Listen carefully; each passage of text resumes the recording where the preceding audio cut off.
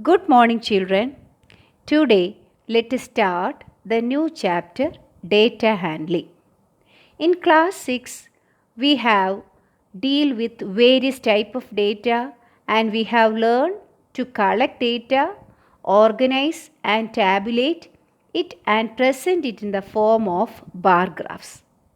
The collection, organization, tabulation, and presentation of data help us in analyzing, interpreting, and drawing inferences for further use. In this chapter, we shall revise or we shall learn how to collect relevant data, organize and present it in the form of frequency distribution table using tally marks, draw bar graphs and double bar graphs. We shall learn three representative values, that is mean, median and mode of a given data. Dear children, what is meant by data?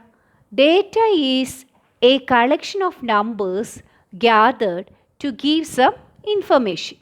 It could be the marks of students, shopping done in an year, attendance of students, weight of some individual and so on. The collection, recording and presentation of data help us to organize our experiences and draw inferences from them. Before collecting data, it is important to know what we would use it for. Proper organization of data is very important since it ensures that data is easy to understand and interpret. Thus, we have seen that the information collected in the form of numbers is called data. Each numerical figure in data is called an observation. The number of times a particular observation occurs is called its frequency. Data is collected to obtain useful and insightful information about the material. Data needs to be organized in a proper table so that it becomes easy to understand and interpret. We need to arrange the data in tabular form also. After that, we can express this tabular form into bar graph or double bar graph, etc. Thus, we have seen that after collection of data, we have to interpret it and we have to organize it and we have to express it into tabular form. And for comparing two or more data, we have to represent the data by using a representative value.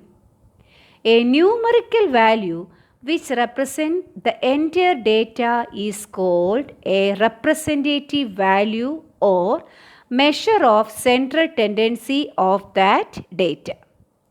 That is, the numerical value which represents the entire data is neither the lowest value nor the highest value of the data. Rather, it lies in between the two extreme values of the data. The different forms of data need different representative values to describe it.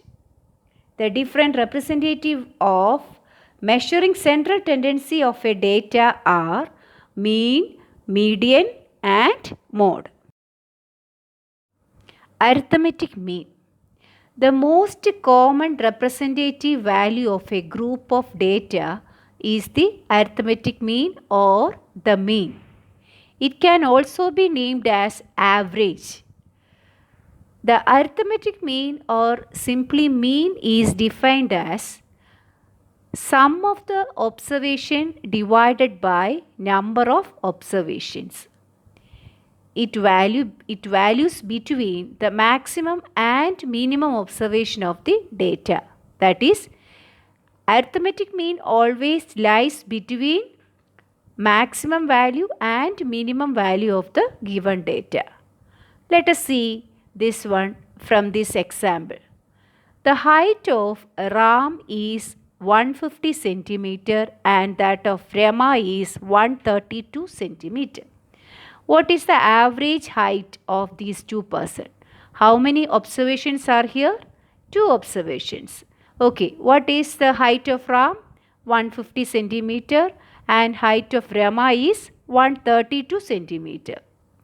Then average or arithmetic mean can be calculated by using the formula sum of the height divided by number of observation. That is 150 plus 132 divided by 2 is equal to 141 centimeter. 141 centimeter lies between 150 and 132. Therefore, arithmetic mean will be a value, always it will be lies between these two or the minimum and maximum value of the given observation. Another one example. Ashish studies for 4 hours, 5 hours and 3 hours respectively on 3 consecutive days. How many hours does he study daily on an average? Okay, we have to find out the average of 4, 5 and 3 hours. Okay, how to find out? What is the formula for finding out the average or mean or arithmetic mean? That is sum of observations divided by number of observation. Here observations are total number of study hours only. That is equal 4 plus 5 plus 3 is equal to how much? 4 plus 5, 9 plus 3 is equal to 12 hours. That 12 divided by 3 is equal to 4 hours per day. That is we can say that Ashish studies for 4 hours daily on an average. One more example. A batsman scored the following number of runs in 6 innings: 36, 35, 50, 46, 60 and 55. Calculate the mean runs scored by him in an inning. That is also same manner we can find out. That is mean is equal to sum of all the runs divided by number of innings. That is equal 36 plus 35 plus 50 plus 46 plus 60 plus 55 divided by 6 is equal to 282 divided by 6 is equal to 47. Okay, thus we have seen that average or arithmetic mean can be calculated by using the formula sum of all observations divided by number of observation. Let us think, discuss and write the following statement. What is the statement? Consider the data in the above examples and think on the following. Okay, first thing is the mean bigger than each of the observations? Is it true? Mean bigger than each of the observations? No, isn't it? First example itself we have discussed and we have concluded that arithmetic mean always lies between the smallest and the biggest value of the observation. Therefore, it will not be greater than the bigger value. Okay, second question. Is it smaller than each observation? No, it will always lies between the bigger and smaller value of the given observation. Next, we can discuss what is range of the observation. Actually, this range is not a central tendency or that's not a representative value. For getting an idea about the data, we can find out the range. What is mean by range? The difference between the highest and the lowest observation gives us an idea of the spread of the observation. From where to where it varies. Like that, we can say that. It can be found by subtracting the lowest observation from the highest observation. We call the result the range of the observation. Okay, let us find out the range of the following question. The ages in years of 10 teachers of the school are 32, 41, 28, 54, 35, 26, 23, 33, 38 and 40 years. What is the age of the oldest teacher and that of the youngest teacher? Okay, first question. What is the age of the oldest teacher? That is 54 years. And the age of the youngest teacher is equal to 23 years. What is the second question? What is the range of the ages of these teachers? Range is equal to highest observation minus lowest observation. That is equal 54 minus 23 is equal to 31 years.